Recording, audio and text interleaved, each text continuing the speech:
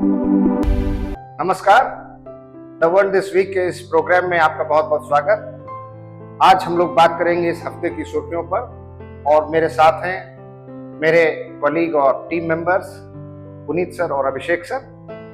तो सबसे पहले आज जानेंगे म्यांमार और थाईलैंड में आए हुए भूकंप से मची भारी तबाही के बारे में और इस भूकंप की प्रकृति क्या थी, भूकंप का कारण क्या था, भूकंप किस तरह का था और क्यों उससे इतना ज्यादा जानो माल का नुकसान।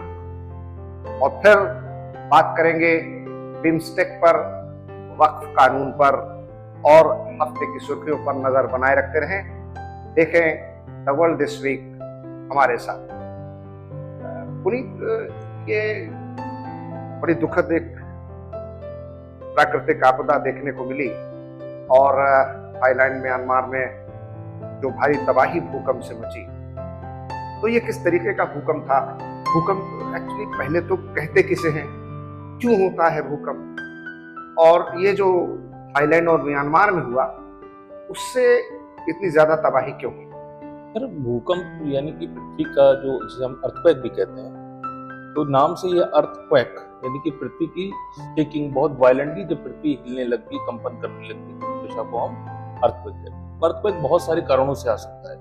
नेचुरल प्राकृतिक कारण हो सकते हैं, कहीं पर अगर वॉल्केनिक इरप्शन है, जैसे ज्वालामुखी विस्फोट होता है तो अर्थक्वेक आ सकता है, या टेक्टोनिक प्लेट्स जो हैं, जो हमारी प्लेट्स हैं, उनके मूवमेंट से उनमें फ्रिक्शन होता है या उसमें कोलैप्स होता है, उसकी वजह से भी अर्थक्वेक आते हैं। तो अर्थक्वेक आने के कारण बहुत सारे होते हैं। जो यहाँ म्यांमार में जो अर्थक्वेक अब है, मार्च के महीने में अभी आया है, इसका मुख्य कारण जो है कि जो म्यांमार जो शहर है, ये जो वर्मा है, उसमें से होकर एक हमारी फॉल्ट लाइन जाती है। फॉल्ट लाइन हम उसे कहते हैं जहां पर दो प्लेटें आपस में मिलती हैं, that is the junction point of to plates. तो यहाँ पर जो साइगांग प्लेट है, जो साइगांग फॉल्ट लाइन है, जो कि म्यांमार शहर के ठीक बीच से या बगल से होती हुई जाती है, आप बेसिकली कह सकते हैं म्यांमार फॉल्ट लाइन के ऊपर बसा हुआ शहर है। अब यहाँ पर चार प्लेट्स हैं, एक है आपकी यूरेशियन प्लेट, दूसरी इंडियन प्लेट, फिर तीसरी आपकी सुंडा प्लेट है, और चौथी जो छोटी सी प्लेट है, माइक्रो प्लेट जिसे हम कहते हैं, दैट इज बर्मा प्लेट। तो म्यांमार का पूरा देश आपका बर्मा प्लेट पर विकसित है। अब इंडियन प्लेट, जैसा कि हम सभी लोग जानते हैं कि यूरेशियन प्लेट की तरफ, नॉर्थ की तरफ बढ़ती है, और इससे चिपकी हुई इसके बगल में जो प्लेट है, दैट इज ना बर्मा प्लेट। तो बर्मा प्लेट साउथ की तरफ जा रही है। अगर एक प्लेट नॉर्थ की तरफ पड़ रही है और दूसरी साउथ की, तो उसके बगल में फ्रिक्शन होता है। कभी कभी क्या होता है कि ये दोनों प्लेट्स का मूवमेंट रेस्ट्रिक्ट हो जाता है और एनर्जी बिल्डअप करती रहती है। जब एनर्जी बहुत ज्यादा बिल्डअप कर जाती है तो ये अचानक से ये थ्रस्ट के रूप में सारी की सारी एनर्जी रिलीज होती है। तो इस अर्थक्वेक में जो है, हम कहते हैं कि इस तरह का अर्थक्वेक जो है, हम कह सकते हैं कि फ्रिक्शनल अर्थक्वेक है, यानी कि स्लिपेज की, दो प्लेटों की स्लिपिंग की वजह से ये अर्थक्वेक आया है। अब जब भी अर्थक्वेक, जैसे कि इंडिया नेपाल बॉर्डर पर जब अर्थक्वेक आता है, तो जब भी नेपाल में आने वाला अर्थक्वेक, तो इंडियन प्लेट चाइना प्लेट के अंदर जा रही है, यानी उसकी तरफ दबाव बढ़ रही है, आमने सामने की टक्कर हो रही है। इस तरह के जो अर्थक्वेक होते हैं वो काफी ज्यादा गहराई पर हो, उनका जो हम कहते हैं फोकस, यानी कि जो एपिसेंटर नहीं सर, एपिसेंटर सरफेस पर होगा और focus that is known as hypocentre. अच्छा, तो फोकस सबसे नीचे है, जहां पे अर्थक्वेक ओरिजिनेट हुआ, जहां से एनर्जी रिलीज हुई, उसको हम आम भाषा में फोकस या तकनीकी भाषा में हाइपोसेंटर कहते हैं। और सबसे पहले सरफेस पर जिस जगह पे वो एनर्जी रिकॉर्ड होती है, जो आपका सिस्मोग्राफ है, that particular point is known as epicentre. तो फोकस जो होता है जितना ज्यादा गहरा होगा, इसका फोकस काफी ज्यादा गहरा हो सकता है, 300 से 400 किलोमीटर की गहराई तक भी फोकस होते हैं। अच्छा, हाँ, ये ऐसा नहीं कि 5, 10 या 25 किलोमीटर की गहराई में फोकस होता है। फोकस कई 100 किलोमीटर की गहराई तक रिकॉर्ड किए जा चुके हैं। तो अंदर बहुत ज्यादा गहराई पर भी अगर प्लेट्स में डिस्टर्बेंस होता है तो उसकी एनर्जी भी रिलीज होकर सरफेस तक पहुंच जाती है। लेकिन जैसा कि हम लोगों ने कहा कि यहाँ पर इंडियन प्लेट नॉर्थ की तरफ बढ़ रही है और जो बर्मा प्लेट है वो साउथ की तरफ, इस तरह फ्रिक्शन होता है। जब इस तरह के स्लाइड स्लिपिंग में जब अर्थक्वेक आते हैं तो इनमें समस्या ये है कि इनका फोकस बहुत ही शैलो होता है, बहुत कम गहराई पे, 5 से 10 किलोमीटर की गहराई पर होता है। जब भी कभी भी शैलो फोकस का अर्थक्वेक आएगा तो इसमें समस्या होती है कि वर्टिकल शेकिंग होती है, यानी कि जो बिल्डिंग्स हैं, इमारतें, वो दाएं बाएं ना हिलने की वजह ऊपर नीचे की तरफ से हिलने लगती है। और चूंकि इमारतों में हम स्टील लगाते हैं, कंक्रीट का यूज करते हैं, तो अगर लेफ्ट राइट शेकिंग हो रही है, यानी कि हॉरिजॉन्टल शेकिंग हो रही है, तो ऐसी स्थिति में इमारतें काफी हद तक खुद को बचा सकती है। लेकिन जब वर्टिकल शेकिंग होती है, यानी कि इमारतें ऊपर नीचे की दिशा में हिलना शुरू होती है, तो इस तरह से इमारतों को अपनी इंटीग्रिटी को कायम रखना इमारतों के लिए बहुत ज्यादा मुश्किल हो जाता है। और बिल्डिंग स्ट्रक्चरल डिजाइनिंग हाँ, नहीं होती, ऐसी स्ट्रक्चरल डिजाइन नहीं होती है। और 2023-24 में जो चाइना में अर्थक्वेक आया था, वहां पर भी हमने यही देखा कि अर्थक्वेक रिक्टर स्केल 5 के आसपास था, लेकिन वो फोकस शैलो था और इस वजह से वहां पर जो है जो डैमेज है काफी ज्यादा हुआ। तो सेम फिनोमिना यहाँ पे दिखाई पड़ रहा है। इसके अलावा जैसे कि मैंने कहा कि फोकस शैलो है, दूसरी खास बात है कि अर्थक्वेक आया कहाँ पर है, ये भी बहुत इंपॉर्टेंस रखता है। अगर अर्थक्वेक एक सॉलिड स्ट्रक्चर पर आता है, लैंडमास पर आता है, तो ऐसी स्थिति में लैंडमास में मूवमेंट बहुत कम होता है, बहुत कम, यानी कि वाइब्रेशन होगा, लेकिन जिसको हम कहते हैं कि लिक्विफिकेशन ऑफ लैंड, कि जमीन ही तरल पदार्थ की तरह बिहेव करने लगी है, बहना शुरू हो जाती है, तो वो आपको जो है नॉर्मली इसमें दिखाई नहीं पड़ता। लेकिन जैसा कि मैंने कहा कि ये म्यांमार शहर में आया था, इरावदी नदी बहती है और इरावदी नदी की लाई हुई मिट्टी से वो पूरा एरिया बना हुआ है, जो कि आपकी जलोढ़ मिट्टी है।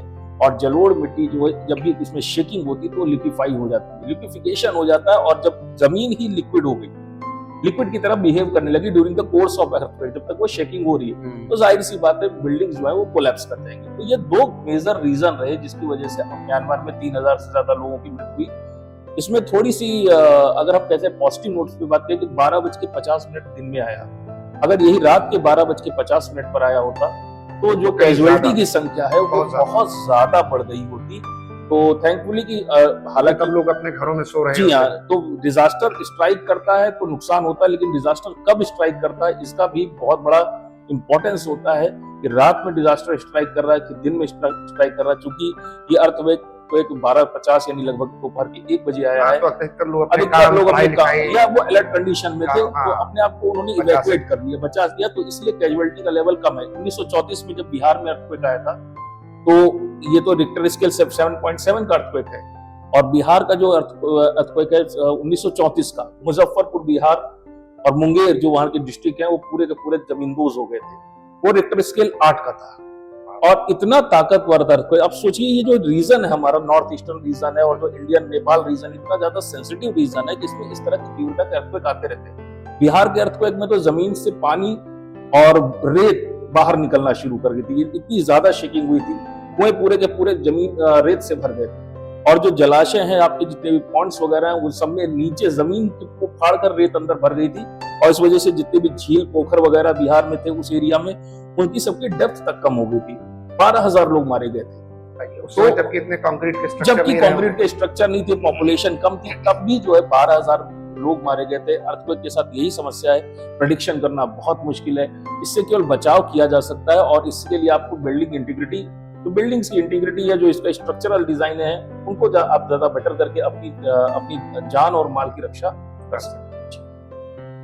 तो आपने देखा कि ये जानकारी हमें हमारे साइंस एंड टेक्नोलॉजी के एक्सपर्ट पुनीत सर ने दी, और अब आगे बात करेंगे दूसरे मुद्दे पर। अभिषेक, आप तो विल दिस वीक में आज हमारे व्यूअर्स को क्या बताने वाले हैं? बिम्स्टेक तो है, एक तो बिम्स्टेक टॉपिक है और दूसरा वक्फ अमेंडमेंट बिल जो आया है। वक्फ अमेंडमेंट बिल पर मैं चाहूंगा आप जो है हाईलाइट उसका बताएं कि वक्फ ये है क्या एक्चुअली में, क्यों इतना हंगामा बरपा है, और जो बस एक कदम दूर है कानून बनने के लिए, क्योंकि हमारी लोकसभा और राज्यसभा ने वक्फ अमेंडमेंट बिल पास कर दिया। तो सर मैं आपसे पहले शुरू करूंगा।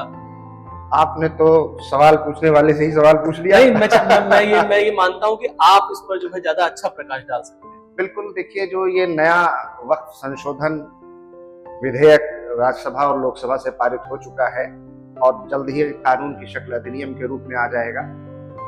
ये इसलिए विवादास्पद है जिसमें कि 1995 का जो वक्फ एक्ट था उसमें बदलाव किए गए हैं, और इस पर जो joint parliamentary committee Shri Jagdambika Pal ji के नेतृत्व में बनी थी, उसने 14 संशोधन करने की इसमें सिफारिश की थी, और वो सब के सब मान लिए गए।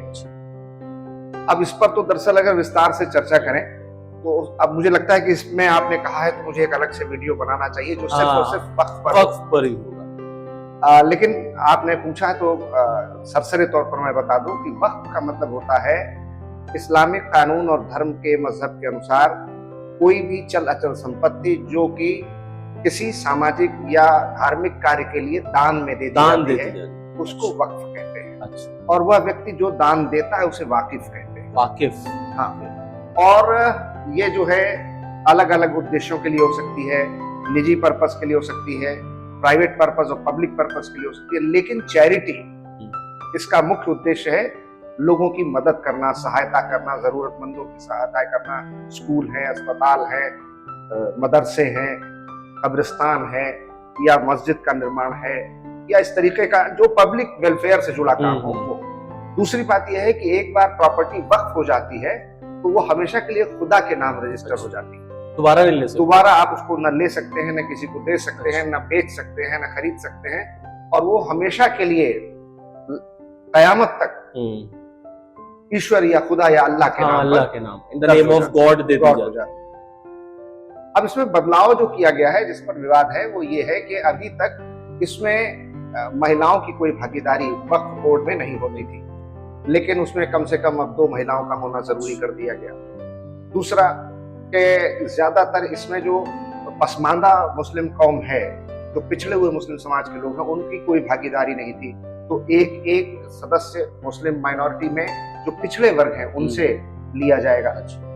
तीसरा यह है कि इसमें अभी तक कोई नॉन मुस्लिम्स का रिप्रेजेंटेशन नहीं था, गैर मुस्लिम भी इसमें नियुक्त बोर्ड में।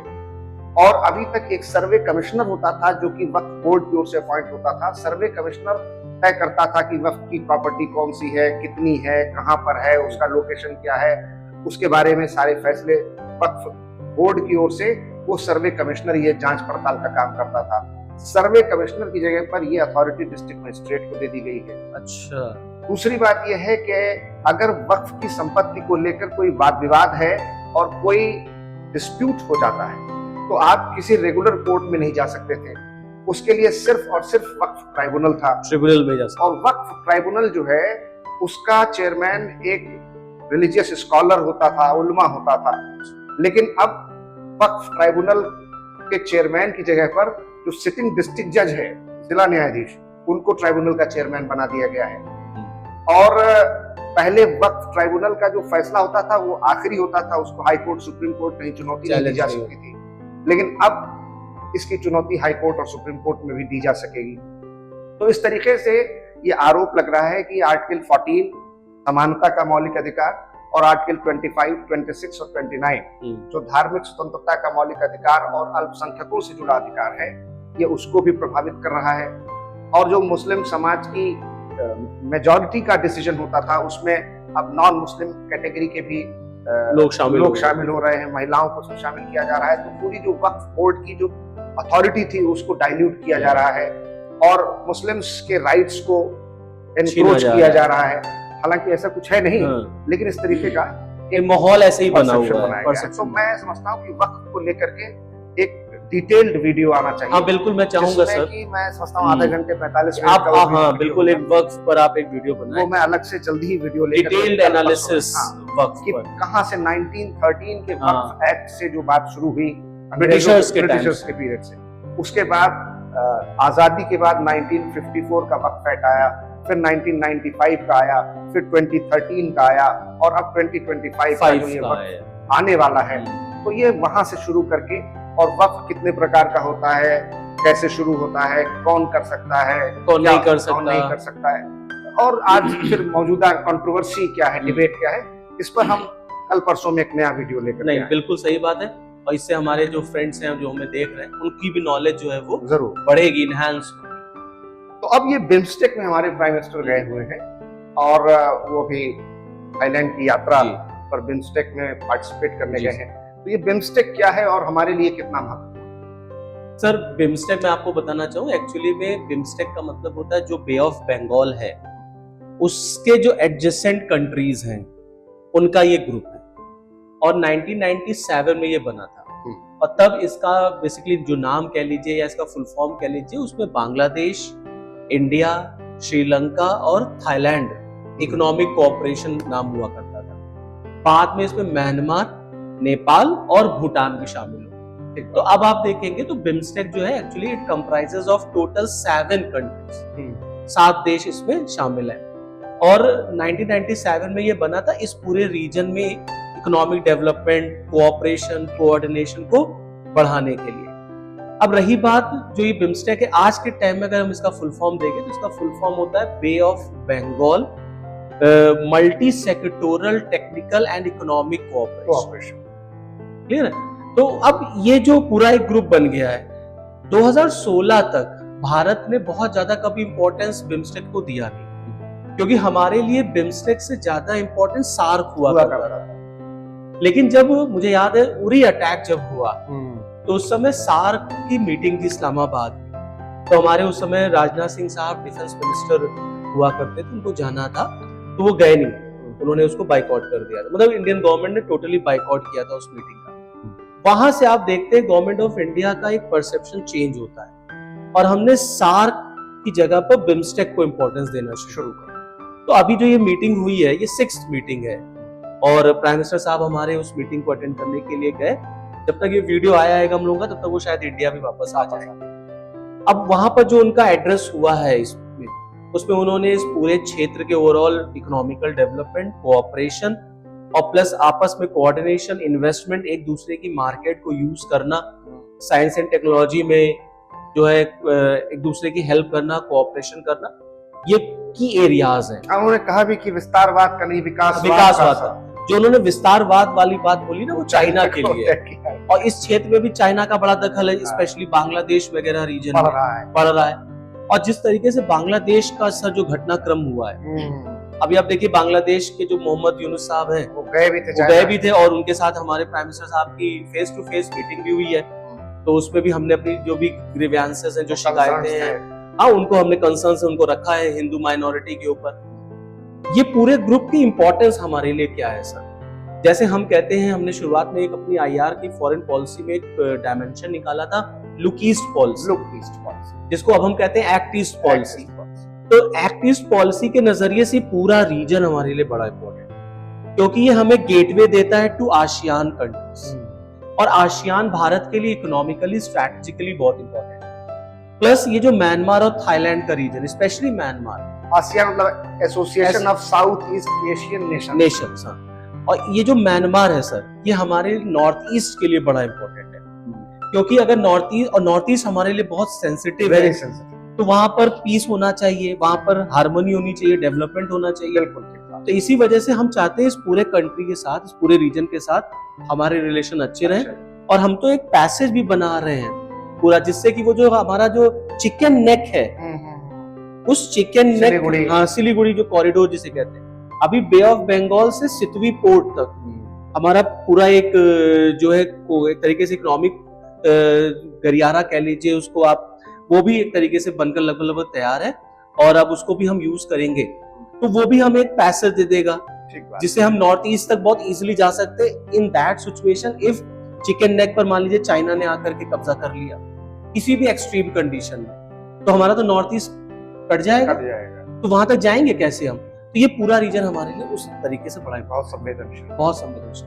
तो बिम्स्टेक हमारे लिए अब सार्क से ज्यादा इंपॉर्टेंट हो गया। मतलब इसका आप सिर्फ ट्रेड, बिजनेस, कॉमर्स का ही नहीं बल्कि स्ट्रेटेजिकल इंपॉर्टेंस बहुत है, चाइना को खास तौर से काउंटर कर।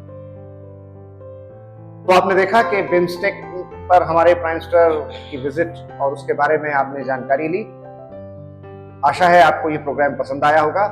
आप देखते रहिए the world this week programme और जुड़े रहिए हमारे साथ। इस प्रोग्राम को, इस वीडियो को, इस प्रोग्राम को शेयर कीजिए, सब्सक्राइब कीजिए और लाइक जरूर कीजिए, और कमेंट बॉक्स में जाकर के अपने कमेंट से अपनी बातें, अपने सुझाव हम तक जरूर पहुंचाइए।